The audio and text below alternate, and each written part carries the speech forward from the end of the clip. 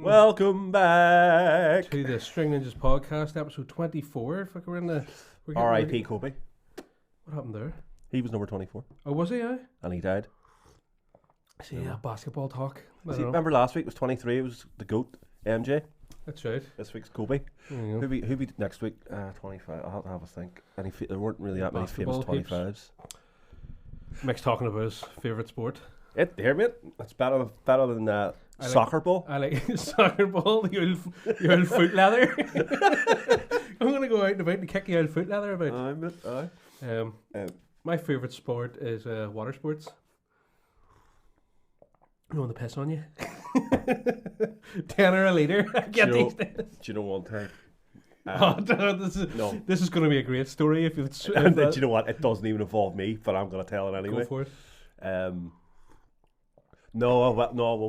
Well, do you know what? We'll do I'll be a Patreon exclusive because it involves two of my brothers. Okay. But we'll leave that one for so go to patreon.com/String Ninjas and fire us a quid, and you may or may not get to hear a story that regards my brothers.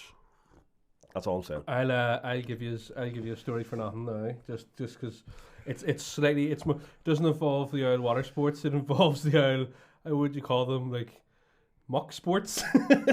Mock sports, right? So friend of mine, whitey and shit on your bed? No, well, not this week. But this is an age-old story.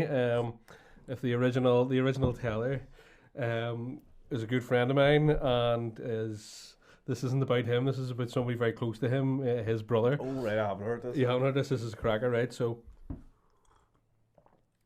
this is about 10 years old, this story, I'd say, at least.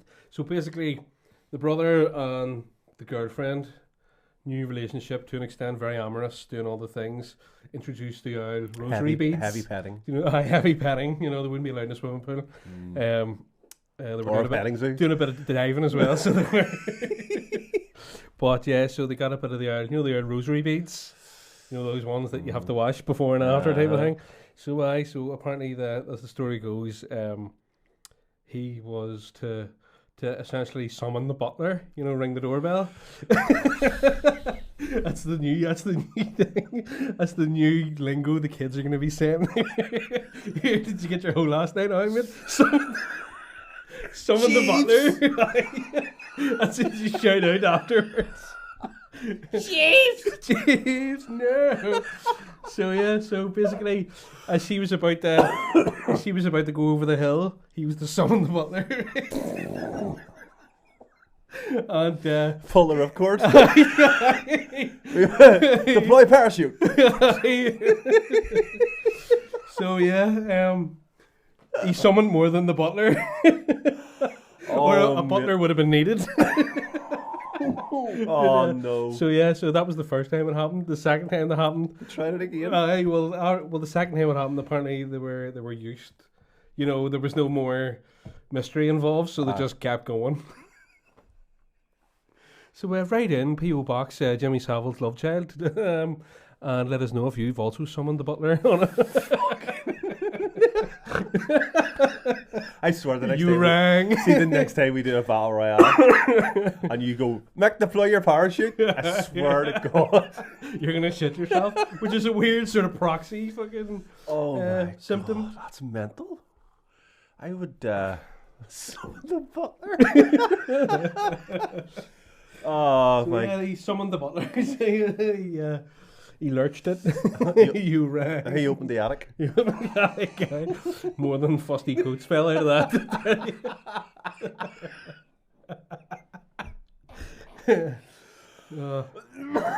Jesus Christ almighty. Like opening up a wardrobe in your deceased grandmother's house. Moths and brown coats falling out of it. Yeah. So anyway, what were we going to talk about? I don't know. We can't talk about donuts anymore after that. You've just ruined my Biscoff. Your Biscoff, So we got some, Mick brought me over some treats. Yeah. We did a little rate and review. I think that's going to be a thing. What? A rate and review. Why would you guys say? Yeah. Anyway. Rape and review. Amazon customer review, yeah. We give it 6 stars out of 4. 4 thumbs up. 3 custard pies. On that. And they're called puddles as well. Puddles? Yeah. Fuck's sake. Black Box Donuts, outstanding. Anyway. I never had a black box before until you came over. Sorry, mate. I was on the Guinness last night. Fuck here. I see you're an actual Guinness drinker, so this doesn't really apply to you. Guinness has been a steady thing within your life, but I'm one of those people that the minute I'm 20 years going strong. A lot of iron in your blood anyway, and treacle in your arse. No, fucking Tony Stark ain't got shit on me. Well, he will if you pull the ripcord. Who was his Butler called? He didn't have a butler. He had a robot. He had a Cortana or something out there. Cortana. That would have been funny. Yeah. Chief, fuck off. What was his called? I can't remember. Because Friday was the one. Jarvis. Hey Jarvis, but then he also had your man, the chef. Yeah, Jon Favreau. Happy. The leader of the Marvel Universe. What? Jon Favreau, was he not his driver? That's Happy. Happy Hogan. Is that his name? The bodyguard type of guy. Yeah. In the suit. And he's the guy who wrote Mandalorian and all that there. Did he? Was he? Jon Favreau's like responsible for like Disney Plus basically. Him in the Marvel Universe in fucking... Who was the billionaire Pete Becker in Friends. Yeah, right, okay, I didn't know that. There we go. Aye. So much information flying at me here. You bring me donuts and you bring me bro, seriously, I'm not making this nuggets. up. No, I'm not saying Jon Favreau's a man we owe a lot to. It's all, do you know, don't think it sounds like it's like when you find out that your man from Crystal Maze wrote Rocky Horror Picture Show. Yeah. When you first hear that information, you're like, I don't believe that. I don't believe that at all. But even though it's true, it's fucking strange. But I didn't realise that he wrote the Mandalorian and all. Yeah, he's got a great show on Netflix, Chef Show, brilliant. And one of the episodes they had just finished wrapping. Is that the one where you have to just like try it yourself or something? No, well he goes right. He has a mate who's a chef, and they basically go to different places. So, but they were on location shooting Avengers, and he brought the cast down, and they all sat and had dinner in this restaurant, and just like shot it. It was class. But he would be in the kitchen cooking. Oh right, okay. Because he is a chef. That's very strange. That I've never heard that before in my life. Yeah, that's your homework for next week. Just I've forgotten his name. Never mind. Sorry, Jon Favreau directed Mandalorian, but do you know what I mean? Aye. Just unbelievable. There you go. Very weird. Yeah, the man's a genius. Literally, the Marvel Universe is like, he is God, basically. He's the one above all in the Marvel Universe. Aye. But I haven't watched, so I finished watching WandaVision, and it was outstanding. But I still don't know everything that was going on in it, because I don't read comics. But I started watching what's his name, Falcon and the Winter Soldier. I got about 20 minutes into it, and I was like, shit, that's what you do with a Disney budget. Like, it was class, the opening action sequence, but I need to go back and watch the actual episode properly. Because a lot of people are going like, oh, Captain America, black and all that there, but that's what happens in the fucking film. I know. That's what happens in the comic book. Sorry. The first scene, excuse me, it starts with him in the hotel room, and there's the shield, and you're reminded of the scene at the end of Endgame when he goes. Well, that's the same. That's what happens in the. There's actually been loads of Captain Americas. It's not just in the comics. This isn't like Natalie Portman Thor kind of a thing. That is true. That's what happens in the comics as well. Thor becomes unworthy, and basically the whole thing is. He's playing too much Call of Duty. He's a Thor loser. Oh, Jesus! But so he becomes unworthy, and she gets the power bestowed upon her. Yeah. So basically, Thor's still there, but he's not like Thor. He is Odin's son, and now she's Thor. But the thing is, she's like dying of cancer, and basically every time she turns into Thor, it like purges the cancer from her. But then when she reverts back. She's like riddled. Yeah. So it really split the community, but loads of people loved it, and some people really hated it. I can tell you right now what's going to happen is, see this point in the episode, this is going to get screenshotted by Declan McKeown, and he's going to tweet me angrily and go, "You didn't know that about Thor?" That's all I'm saying. Declan, am I right? Yeah. What time are we at? 9 minutes and... Comics Explained. That's how I know all this. I've never read a comic in my life, but I've watched all the Comics Explained. The only comics I've ever read have been in the toilets of like a bar when they've been used as wallpaper. When I'm sitting down, having my own wee time. I always when I worked in the Black Box, I had the box in there, and they were like that, but it was like local, like local. It's like there's a reason why this is still local because it's shit. You know, and it's as Joe Lycett said. You know, we support local artists. How do you know? Because all the art on the wall is shit. But I know it's like there is like it's like local whatever comic book. It was like a wee short that they'd done and they put it all over the wall. So that was my reading material for 2 years. You right there? Yeah. Makes me heartburn. No, the coffee. No, it was either I was going to burp and I didn't want to burp because I'm not an animal. Better out than in, the Shrek says. Yeah. But yes, I know I do want to go back and watch that because it looks class. But there's been mixed reviews, but there's always mixed reviews. Bucky Barnes turns into Captain America at one stage. Really? Aye. He's essentially the Russian version of Captain America. That's the whole point of it. Yeah. He's not like the official one, but that was when he went into the ice. The Russians took him. Do you know what you need to watch? What? My weight. No. No. Vittorio Angelini just recently put up a thing of because there was apparently footage emerged of a Soviet production of Lord of the Rings. Oh yeah, I've seen that. It looks brilliant. It looks so bad. His commentary on it though is fantastic. Like it's like I would love to see that because you wonder like are they reading the true English text and then basing it on that? Are they getting like a Russian translation, which obviously wouldn't translate to being 100% accurate and going off that? But it's the Sam and Frodo relationship I'm most intrigued by. Yeah. Where are they hiding them potatoes? Why are they able to carry them spuds for every meal? That's right. Yeah. Well, it's when they're Nambus bread. I watched that recently, and the last one was the last one called The Return of the King, is it? Or is that The Two Towers? Oh, Return of the King, yeah. Return of the King. So it's Fellowship, The Two Towers, That's Return it, of the King. No, I watched the last one recently, and they're all crying on the boat, and I'm just like I would be emotional at points like that in a film, and I didn't care. And I remember when I watched it originally, I didn't care.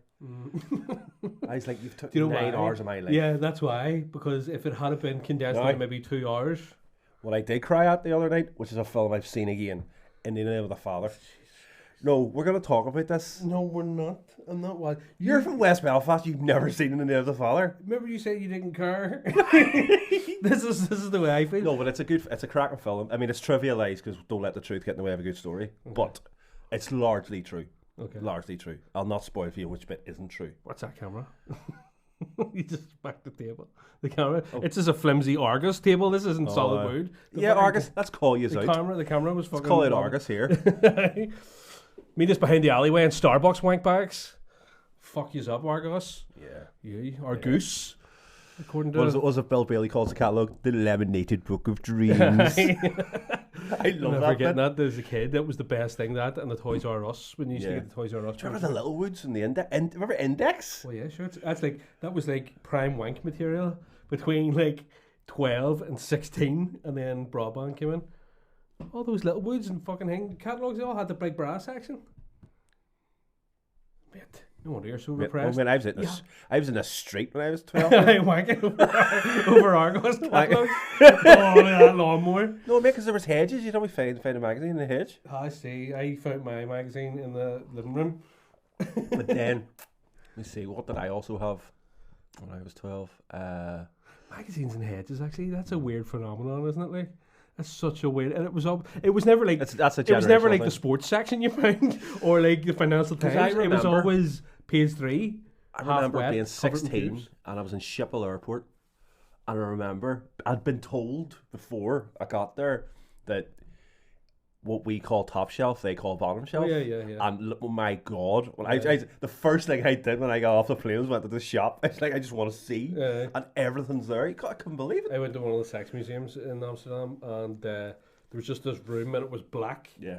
And I just walked in, and it was all bestiality, and I near fucking vomited like straight away. It was just it was like because everything else was really like fucking like made a joke of everything. Yeah. It wasn't serious. It was all, and then you got to this one room, and I just walked in, and it like took me a wee second because it was pitch black, but it had like all the pictures like really bright. So I walked in, and it was just like fucking get out of there, and I was like, I need to calm down and go and look at some Yeah. 1800s vintage porn here. Yeah. The guy's like bucking in socks and shoes and a top hat and a big monocle. Do you know what I mean? I was like, that's not the eye you should be covering. Carved out of wood, was it? Anyway, we're talking about sex. Baby, let's talk about you and me. Play the jingle. Oh, bollocks song lyrics. Yeah, there we go. Right, so I should really bring my fucking keyboard down someday. You really should. Get a wee pitch shifter on it. That'll be the next thing. Because like that's Until I Come. I remember. Sorry, the song. I know. Is that what you call it, the pitch shifter? So far we've got summoning the Butler. We've got pulling the ripcord. We've got pitch shifting. Shifting. That's what you do when you ride somebody in a Gaelic pitch. People eagerly waiting on me coming in this podcast. That's the sound you make. No, I remember in school when we got these new keyboards in the music department, and they came with the wheel, with the wee thing, and that was all, like. Everyone, all classical musicians, that's all you ever heard in that school. And as soon as that came in, everybody was that's all anybody did. Nobody could do anything else. Nobody says is like the greatest invention's the wheel. Yeah. But they meant that wheel, the wheel on the weekend on the keyboard for fucking who needs transport and shit. Anyway, so I discovered this song. Oh yes. I don't know what this song is. Okay, so you don't know what this song is? I don't know. I texted you last night and I went, I'll have a belter for you. That's right. So this song is by Jamie Foxx and it's called Storm. Jamie Foxx is in the actor? Jamie Foxx, I will go out, I will stand on an island, I do not care. Jamie Foxx, to me, is probably the most talented all-round entertainer. No, today. he's always he's like Sammy Davis Jr. was the greatest of all. Like back in the day, like he could sing, he could dance, he could do impressions, he could act, whatever, play drums. Jamie Foxx is like that. Like if you watch Jamie Foxx and comedians in cars getting coffee, he's so funny. Like, but he's that's the only Bruce like Forsyth of the nice to see you, to see you, motherfucker. Yeah, but he like that's only like a 15-minute episode. Like he could, when he goes on, like I hate Jimmy Fallon and people like that there because they're so fake. Smarmy. It's all so manufactured shit.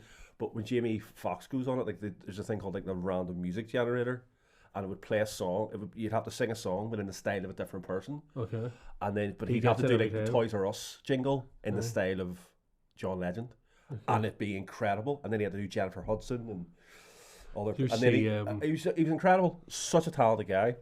There was a fucking thing. What do you call your man? He does the American Family Feuds. What do you call him? Do you know what I'm talking about? Yeah. Steve, fucking Baldy. Yeah.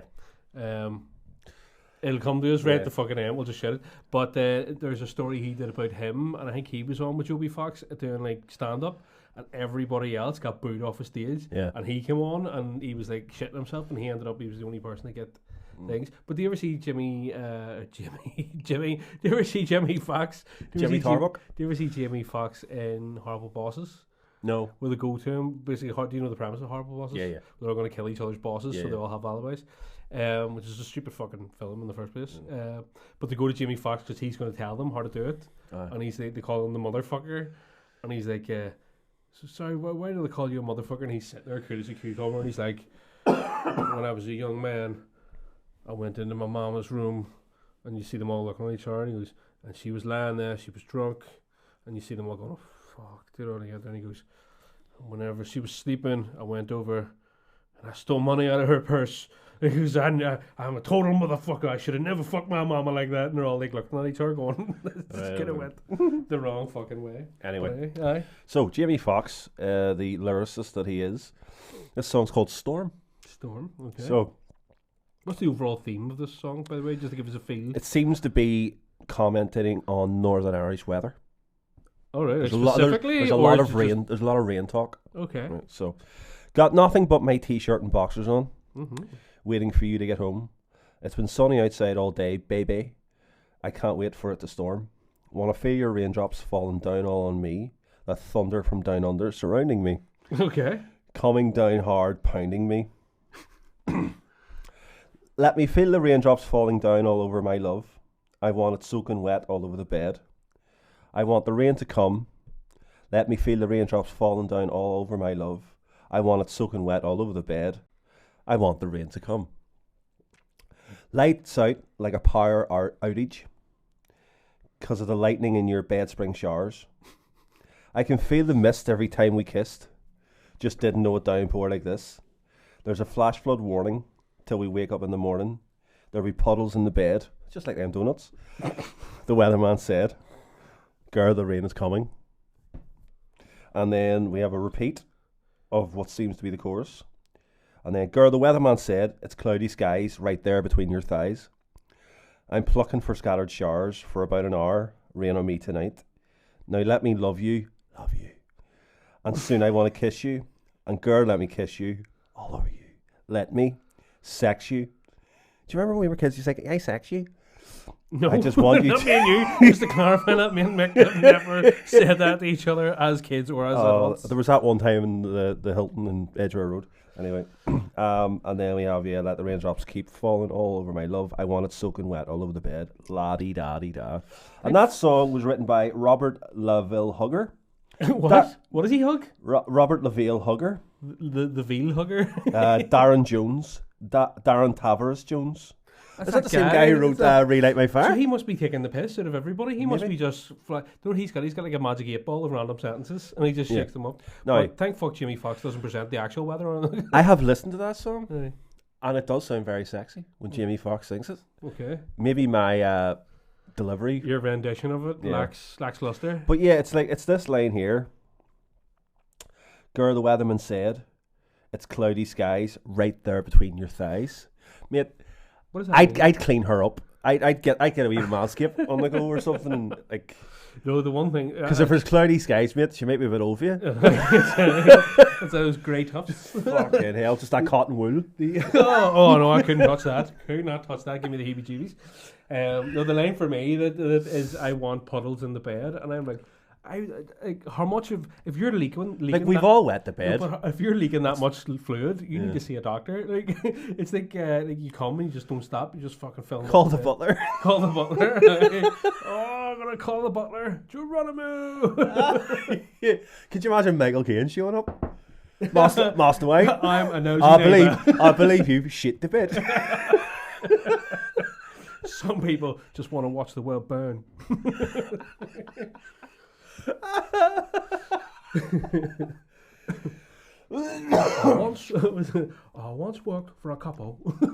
They had a great big fucking ruby. He's I don't know how Michael Caine gets any more jobs in serious roles ever. It's like Al Pacino. It's like just leave him, let him do gangster films until he dies, and that's it. Robert De Niro. I don't know. Robert De Niro's a weird one. Because he's in the FBI and Meet the Fockers, or CIA, but that's kind of like a gang. Well, no, he plays a hard man, so he plays a man with a snarl. A snarl. That's all he is, really. I've still not watched The Irishman, so I can't comment on that. So that's your song of the week. That's my song. Song of the week. Here we go. This is why we don't sing. Yeah. Our harmonies just don't match. Excuse me. Everybody's dying today. I've got a wee tickly chest. No, I haven't been out or doing anything. Now you've just fucking fed me donuts. You've infected me. 28 days later. I'm a feeder. Just a day. That's a reference to Feeder's song. Just a day. I thought that. See, fair. So I said I have a wee bit here for you under the table if you'd like to give it a try. I wonder what that thud was. So I'm gonna try this thing every week where or until the kids lose all the bits. So basically, teaching Darcy ABC. She's having trouble just remembering them. Okay. So I got her this little letter board where she puts it all in. She's very good. She's very good with the shapes and all that. There, she loves it. But obviously, you only have to you only have one of each letter. It's like how many words can we come up with? Oh, very good. So I want to do. So this week I'll do my one, and then if you want to have a wee think about one. So my one today, right? Give me an F. Give me a U. Okay. Give me a C. Give me a K. Now you think. Fuck, you're very, but it's what I add afterwards. Give me a T. Mate, that's my word. A R D. You bastard, that's my word. Is that the one you were thinking of? Yeah, because I taught you that word. What do you mean you taught me that word? I've been able to speak English for years now. No, that's my word. It's not your word. I invented that word. Bollocks, you did. If you think you invented that word, you are that word. You're a fucktard. That's the word, by the way. It's Fucktard. I was going to go for my other word that I thought, It's just like Scrabble for the insane. It is, isn't it? So, yes, so if for anybody that doesn't know what the fuck I'm doing here, if you're only listening and can't be ours paying for the actual video, I've got little letters for kids and whatnot, and yes, we're arranging dirty words. But I'll give you one that I think needs to come into everyday conversation a bit more. So SPUNK, spunk. I think that needs, and if you really want to jazz it up, you put a C and a H in between the S and the P. Spunk. Gives it that nice boing sound in the middle. Are you sitting thinking of words? No, because I'm doing the Scrabble thing. I'm trying to extend that. That's a good one. Next time we should get the camera and point it down the way, yeah, and we'll just do a game of. It's like, right, we'll have to fucking come up with a big. I'll just lift it now. So yeah, so we'll keep that going. So there's 2 words for this week, spunk and fucktard, and then I was going to just go for like dick or something because that's pretty easy. We were going to get Rachel Riley on the show, but then she's a Tory, so we said nah. I know. Better not. What's the story in Ballatory? Yeah. Oh, an Irish word. Did you know? Yeah, Tory? I told you that last week. I told you that. Mate, it's actually on video. Right. No. So it's on video. No. I would get it and I will show it to you. You think I watch our videos? I will get it to you. Don't question me on this. You're going to look foolish. It's like, see with Frida when we're talking, and she's like, do you see that bit in Alan parties when blah, blah, blah? I'm like, no, that did not happen. And she's like, what? I'm like, no, that did not happen. That's not the way it went. And she goes, no, I'm not so sure. And it's just over the years, she's just learned to just, if I say it, that's not the way it happened, she's like, right, okay. Because it's the only thing I'm good at is remembering lines from fucking TV shows. Probably because I've watched them 9 million times. Yeah. But other than that, shade at guitar and shade at singing and generally being a human being is hard these days. Yeah. But yeah. When's the pubs opening? I got my email from HMRC to say when I can apply for my granty poo. Oh, lovely job, eh? I haven't got one. Apparently that's a big thing. Martin Lewis was saying they haven't given a definite date for anything. Although I thought it's like, obviously they don't want to be put down or nailed it. That's when it has to be done for because they're shite. But I got the one we date. got last year was last month was. Oh, we'll send you an email mid-April, and then you have right up until the end of May to apply. Yeah, but the thing is, so I got my date as to when I can apply, but I don't know when I get it. Because if I knew when I got it, I could plan. So I hit the make there. I can actually plan because I'm saying I need to buy a new car, but if I'm waiting for the grant and get a better one, I mean, I'll not eat. You get one with a boot and everything. Get one with 4 wheels. Get one with instead of just being on bricks. But I could get the Murphmobile. No. From fucking the Mirthmobile, isn't it? From Wainsworth? Yeah. Let's see, get that. Yeah. You could sing your your Queen in the front. Or get the van from Dumb and Dumber. Oh yeah. You know, the dog. The thing is, if somebody robbed that, you'd fucking. But then I always wondered about that. Like if somebody's just walking past and flicks a fag, your fucking van's up in flames. Because it's a shaggin' wagon, as Jim Carrey says in it. It's a shaggin' wagon. That's a great film. It's one of the all-time Samsonite, of course. It's one of the best, one of the funniest films of all time. Yeah. Just everything about that. Is it? I got robbed by a little old lady in a motorized cart. I didn't even see it coming.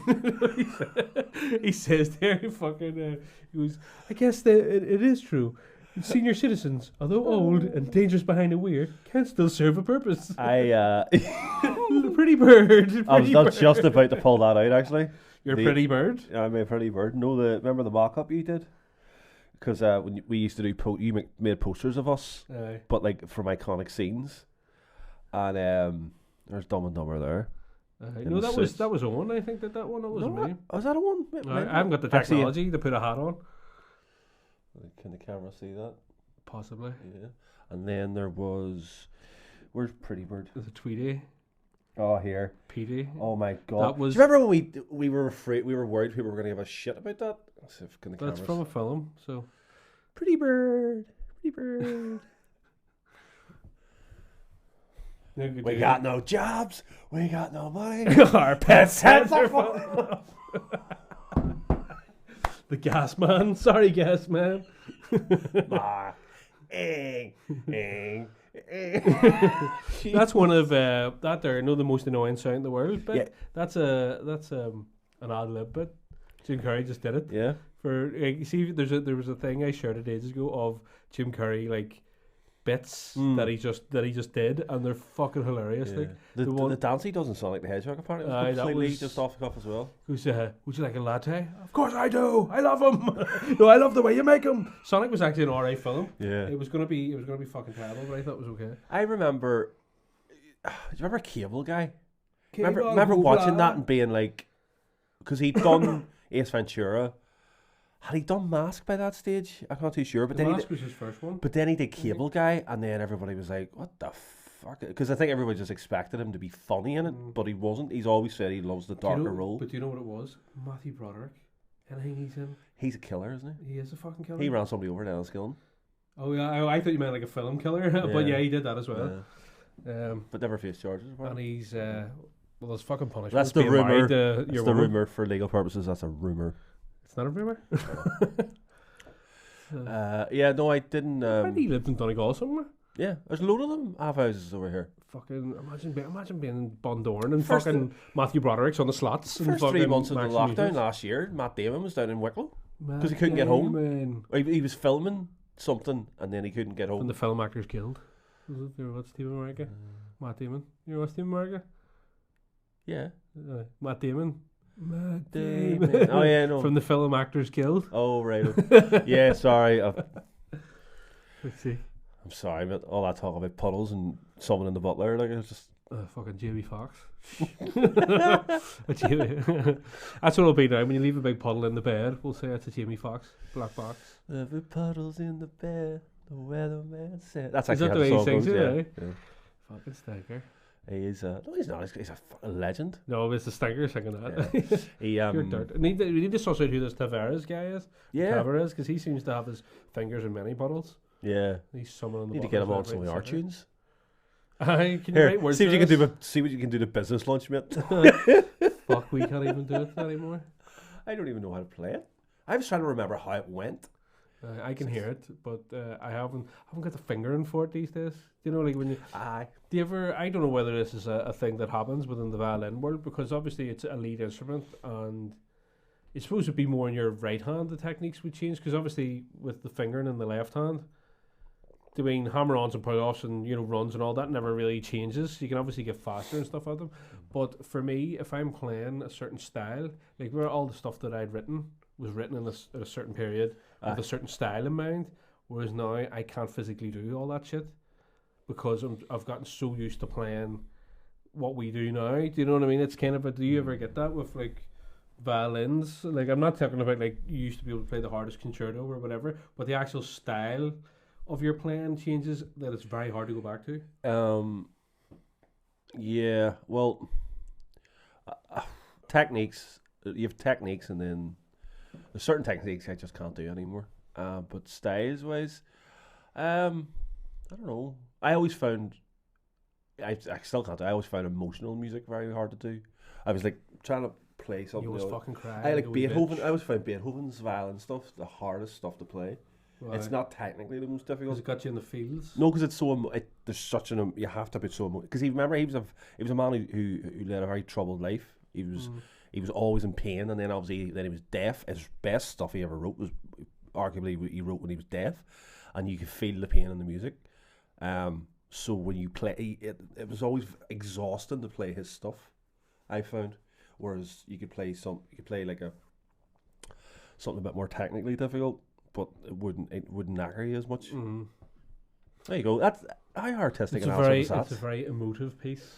All his stuff is if like Beethoven's Violin Concerto is just I hated playing it because it was just so See, I always wish I had went down the classical route, but not in a like classical teaching sense. Like if I was playing classical music for years without actually going through the whole, doing it through school and all, no, just learning it. Like it's the one thing because it's fine. It should be fine. So I was just looking at the screen here. I got a new screensaver because I had to put it on because the two screens upstairs are LEDs. or LCDs or whatever the fuck it is. So if you leave the same image on for Oh, it 30 burns into minutes, it. you can burn into it. So I was like, right, I'm not going to go up here and fucking move the mouse every fucking 30 minutes. Right, I think that's the best time to stop here. So it is. So, aye. No, that's alright. We'll have to go and answer the fucking door. That's alright. You go answer the door, I'll keep talking. What was the cable guy? Sorry, Matthew Broderick's at the door. He's here to complain. Yes, yes, it says we're going to be here after 1. Okay, because we're recording here, so we are. At the minute, that's right, and then I assume you'd be coming off after 1. I'm going to call later on then. What time suits? Because I have to run and get the kids here. I'll be back for 2-ish. Right. So, see, I'm not there for 2 jobs, so it'll probably be after them, so it could be around about 3, half 3. That should be fine. Not too dead on. Alright. That's gone. Let's see. I'll be in the house until then. Alright. Cheers, thank you. I know. Here, I'm keeping that in, mate. Keep what it. That's what she said. He'll be around at 3:30 to lay some cable. That's what he said. He's got a load of fibre for me. You know what fibre's good for? Your hole. But that's alright. That means. There you go. There you Sorted. What were we talking about? Rewind. Classical route. Yeah. I know playing classical music. I wish if I had a fucking played like classical music for years. Like obviously, do you ever see like from a guitar perspective, if you play loads of pop songs and you learn them all and you start to piece together the theory in your head, you know, like A minor goes with all these groups of chords and then things make a lot more sense. So that's obviously expanded massively within classical music because it's essentially chromatic to an extent. Do you know what I mean? Like. Because classical pieces can go from whatever key to whatever key they want, you know what I mean? Because that's generally the style. So by now, I'd be fucking flying, do you know what I mean? But like in a physical way as well as a mental way. Because you can fly, because they're guitar playing wise, but they can't write for shit, which is the problem. Who can't? The classical guitar players. No, I'm not saying all of them. But I think you say classical composers. Like, I fucking dare you. Well, how the fuck did the music get written, Gav? Actually, I've been revisiting a lot of old classical stuff in an effort to learn how to loop. I was like, right, how can I bastardize some classics here? So I started doing what you wanted me to do. Well, the thing with the Four Seasons, and yeah. You know, you do 4 seasons, but find the perfect point to go into 4 seasons in one day. By Crowded House. 4 seasons in one day. You go on and then you yeah, but okay. Yeah. Learn the fucking Mamushka from Adam's Family, and then I'll like you. I'm basically I've been trying to do what Vanessa May couldn't, and Nigel Kennedy couldn't. Who the fuck are they? Exactly. No, well, Nigel Kennedy. I think you're going to put classical music on the map. All right, Nigel Kennedy's a classical violinist. He was a child prodigy, and he was a rich boy who tried to relate to the people. So when he would play at the Albert Hall proms, he would come out in like an Aston Villa shirt, a football shirt, which is him, you know, saying sticking it to the establishment. And you're like, but mate, you're rich. You come from money. You were taught by Yehudi Menuhin, who many believe is the greatest violinist to have ever lived. You know, you're privileged, so you can't relate to the normal person. So you come out with these stupid haircuts, do you know what? I'm gonna Google images of them, show you. I never liked them for that reason. I was like, look, mate, just stop pretending to be somebody you're not. And then you had a woman called Vanessa May, who was a very attractive lady violinist, and she basically. I do think I've seen her before playing a couple of times. So she did like she took the Four Seasons summer. I actually called it Storm, funnily enough. Shout out to Jimmy Fox. Someone tried to make like classical music into dance music. This is before like. Oh, I've seen the video. You sent me the video, so you have about a year or two ago. I think. So it's before all that, like sort of that, like the fuck is state at. Oh Jesus! Do you know who he looks like? That's what he would try and come like dress like a Romany gypsy, eccentric almost. Yeah. You know what I mean? He's trying to, but he reminds me of your man from fucking. Whenever I try and think anything these days, my whole brain freezes up. Sex Pistols, what do you call your man? Sells butter now. Sid Vicious. No, Sid Vicious. No, he was a wrestler, wasn't it? No, he was Psycho Sid broke his leg. No, Sid Vicious was the bass player who fucking killed himself. Sid and Nancy. I think he killed himself. He would eat or something. The other guy. Your man. What's his name? It's gonna come to me. Johnny Rotten. Johnny Rotten. That's it. So, Johnny Rotten. That's what he looks like. He looks like him now. Yeah. So I just never liked him. But anyway, we're getting on. Was he any good though? Like as a player? Well, this is the thing. People, I had an uncle who used to say to me, "How can you say shit?" And I'm like, "Look, from a classical point of view, he isn't very good." Is there a ghost? Is there a ghost in here? so he's just like stop talking about classical music. No, like if you went and listened to his recent recordings, you'd be like, really? He sounds like me. He's not very. He more for show, is it, than anything? Yeah, he likes to do a lot of experimental stuff, which is fair enough. I just don't. He's not like Maxim Vengerov to me. People like Maxim Vengerov and Nicola Benedetti and Sarah Chang and people like that. They're all to me like classical violinists who are just at the top of their game. But Kennedy, just even when he goes and plays the classical stuff again. He's tried to go down the route of sort of Stephen Grappelli and do a bit of jazz, which is all great. Fair play to you. So I love Stephen Grappelli. But when he goes and does the classical stuff, there's no elegance from him. He's just very rough, and it's like, mate, give the music the respect it deserves. You know what that reminds me of? You ever watch I don't even know if I'm going to pronounce his name right in terms of guitar. Yangi Malmsteen. Do you ever see him? He's a guitar player. He's an electric player, and basically it's like neoclassical. Do you know that, like shredding? Yeah. But like it's all electric guitar and stuff, so it's all arpeggios left, right, and center. He's kind of like that in a sense. Like he's better than I'll ever do, but he's all about being fast, and it sort of loses stuff. And it sort of seems. But everybody loves him. I like some of his work. I enjoy some of it.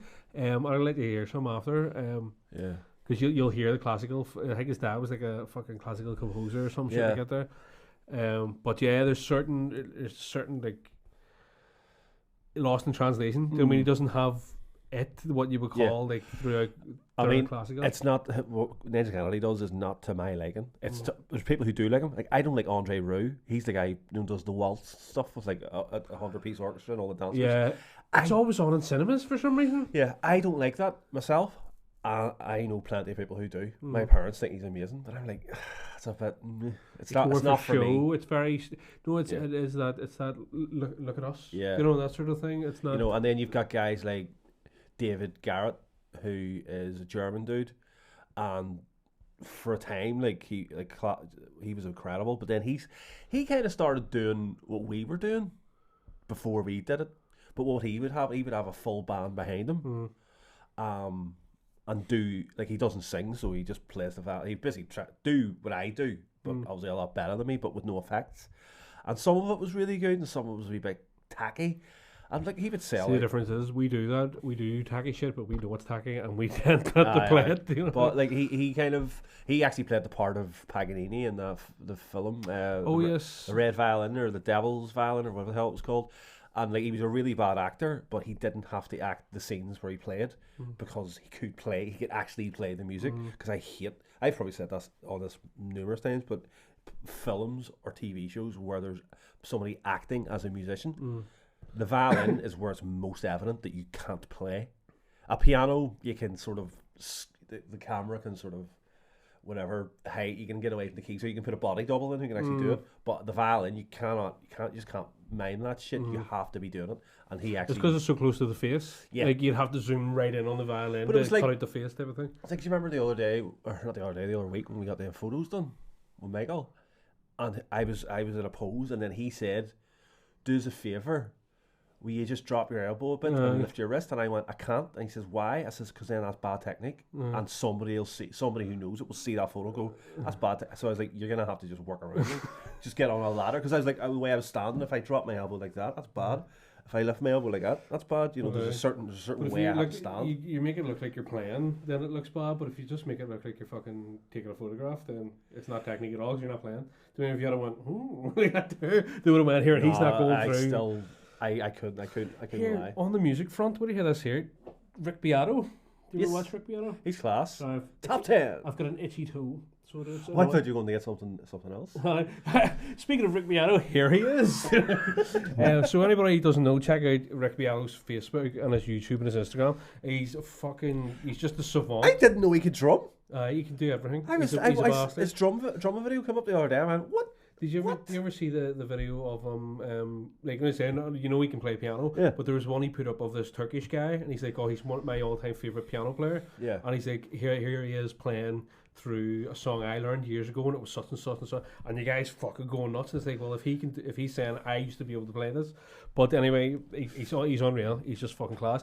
But he's always got really, really good points of view and really good arguments to be made about anything. So basically, somebody put up this guy in the New York Times or something, or MNBC or something like that. It was like an online article put up a thing about Paul Simon, and they were saying about like Paul Simon will always be, basically it was defamatory, but not in a literal sense. He wasn't saying like Paul Simon stole music or something like that. He's basically slabbering about Paul Simon, but it's not true. Do you know what I mean? It's so basically he says there was a lot of artists like the Beatles and a couple of other ones, Bob Dylan, have sold off all their catalogues. Yes. Because they're fucking, they're done, they're finished. But they were saying Paul Simon's done it now. And basically he's going, because Paul Simon will always be in Bob Dylan's shadow. And, in 200 years, all music people are going to really remember from this era is the Beatles and Bob Dylan, which is obviously a stupid fucking thing to say. Yeah. But Rick Beato, like, really tore him to bits. But the thing he used was Paganini. And he says, because no way he knows all the dates and everything, so he's basically like, when Paganini was writing and playing, fucking hardly anybody knew who he was. Yeah. No, like, only like certain people, like composers, knew who he was. Yeah. But even then, they knew that he was good and all, but there was nothing more than that. Yeah. Says it was like 200 years later, or no, it was 78 years after he died, his work started surfacing within the community. And he says, and it was like 1958. He says, fucking 200 years after he died, did his work, some like 1,100 pieces get reevaluated. Yeah. So he says, and he was basically going, so who the fuck are you to say what people are going to be talking about in 200 years? Yeah. Because whenever Paganini was knocking about, nobody fucking gave a shit about him. Do you know what I mean? And I was like, it's a really good. Because you think about the Beatles and you think about like Michael Jackson will be forever, but already in my mind I'm sort of forgetting about Michael Jackson. Do you know what I mean? Like you hear one of his songs and you go, "Fuck, it's been a couple of years since I listened to a Michael Jackson song or a fucking whatever." So I was like, I thought that was very good, but his rant's very good. So his top tens are very good. But it's what I love about him. He takes he knows. He's one of those people, he doesn't second guess himself because he knows. He's like, I'm right and I know these dates and I know these things and I know that. And he's just like, so. But it was very interesting. Check it out. I can't remember what it's called. It was this boomer says what or something. That's what the title is. So check it out on his YouTube. He's funny as fuck. Here, do you know what I was meant to say to you as well? Did you see that thing Fizzy put up about his originals? Oh, getting copyrighted by Universal? Yeah, stuff he owns. Yeah. Because he did this the other night. Because usually he does a live stream on a Friday and it's covers and originals and mixture. So he's like, he did one on Thursday last week. He's like, I'm just going to test the algorithm. So then he says, because it's not going to set off any alarm bells. It's it's all my own stuff. And still, he got hit for copyright. It's one of those ones because I noticed whenever I went into our YouTube channel and into the analytics and stuff, not just because I haven't done it in ages. And I was looking, and basically I went to Hotel California, right? And what I didn't realize is you can actually go in depth and see what they're saying is copyrighted. Right. So basically, they didn't copyright the first minute because you're making shit up. Yeah. Then they copyrighted like a minute to 3 minutes. Right. Because they're like main melody used. Yeah. And then there's a big blank space, and then like towards the end, they copy. So they don't even say, that's a rendition of our song in its entirety. Yeah. So they're physically listening to it and going, what can we get away with? So that's what they've done. They're going in and went, he played a G, a C, and a D. Well, we played a G, a C, and a D. Copyright. Because there's about a good 50% of that song is not like it's not theirs. No. Because I can't do the solo the way that they do the solo because they've got two guitars. You can't copyright a chord progression either. Yeah, do you know what I mean? 2 or 3 guitarists playing. I can't physically do it. And then the bit at the start, like you said, is make it up. So, but I thought that was mental. That's what say they literally. So somebody's actively listening do these renditions, I always thought it was just an algorithm. I just thought it was like it's just a computer program to detect. See, that's what they've started doing now. Is they do when I post up the thing, it checks now. It says copyright checks. It used to be you loaded up the video and then it would be details, then your components, like your end screen and all, and then your visibility, and that was it. But they've added one in between the components and the visibility, which is your checks. Okay. So you could load up your video and then they could say, right, we think you're using this song somewhere. Do you want to pay to use it? Do you know what I mean? That's literally what it's for, because it gives you the option to rectify. God. So we could put up an original and they could flag it. But I would love to know the inner workings of, do they like separate the audio and the video and run them both through at the same time? Because there's loads of stuff that is like, the video seems to be easier to plagiarize. Do you know what I mean? Because there's loads of stuff, like for example, mashups. Do you know where they've used fucking 2 different videos? Yeah. Or like somebody's talking about a film. Like just say we were reviewing Spinal Tap and we'd have Spinal Tap playing in the corner. Do you know what I mean? Like, I know there's your man after work reactions. He keeps saying I keep getting flagged for certain. Sky doesn't flag. Yeah. BBC flags, which is funny because Sky's a private company and BBC's not. I think it's not. It's a bit of a grey area, but so it's kind of weird. So I'm like, well, what does this fucking do? Because does it separate the two and run, the audio through its filter and see if it matches anything, and then does it do the same with the video, or? Who's to know? But I don't fucking know. Big companies, man, just shitting on the little guy again. But the weird thing is, YouTube warned everybody about this about a year or 2 ago. They were saying, please, like, read up on this, and it was a European Parliament thing. I think it was. It was like, I can't remember what it was. The GDPR thing. No, it was like Article 53 or something. Oh, yes, something weird like that. There, it was something weird, and they were putting it up, like, and they were essentially warning us, but nobody understood what the fuck it was. And it wasn't until what did I say? But nobody was talking about it. Going on, mate? But no, I think it was before that. I think it was way before that, maybe a year or 2 ago. But it was basically, it wasn't until that's how I first seen Rick Beato. He explained it and was like, "This is what the fuck's going on." And I was like, "Oh, well, it's a bit late now because all that's went through now." So that's we were warned about it and we didn't do anything. So that's why you can't fucking use anything. But the weird thing is like, see if you go to like Daily Motion. They don't flag shit up. Yeah. Or Vandalism don't flag shit up, although Vandalism is based on SoundCloud links. And does anybody use Daily Motion anymore? I started an account to see what you could do, but it's one of those ones. I think it's like you have to get a certain amount of followers before you can actually have like an official profile on it. But how are you supposed to get any followers when you don't have a profile in the first place? Yeah. You're just random videos out there. Yeah. You know what I mean? So it's kind of strange. It's fucked up. Well, I think that's a good point to end the podcast on, because You got that other donut, dude. I'm busting it. I think I want to get it into me, but I don't want people to see me getting it into me. Just cut. Oh, mate, seriously, that Biscoff, mate. Tasty. What was the other one again? Bueno. Okay. Tasty. Yeah. Anyway, thanks for watching. Yeah, check out. Usual, patreon.com/String Ninjas. For £1, you can get a picture of my feet. Get us on Apple Podcast, Spotify, the YouTube. Hit the subscribe button. That's where he's going to input a notification bell. You could do it. You could do. Nobody says it along as long. The podcast is like you said. We need to do it at the start, because even if we only last like 15 minutes, the only person that's listening to these is my man the whole way down. Well, Declan does too. Does he? Yeah. Well, Declan hit the notification button. Here's one for you. Let's see who hears this. It's been so long that my virginity's growing back. Yeah. Thanks for listening.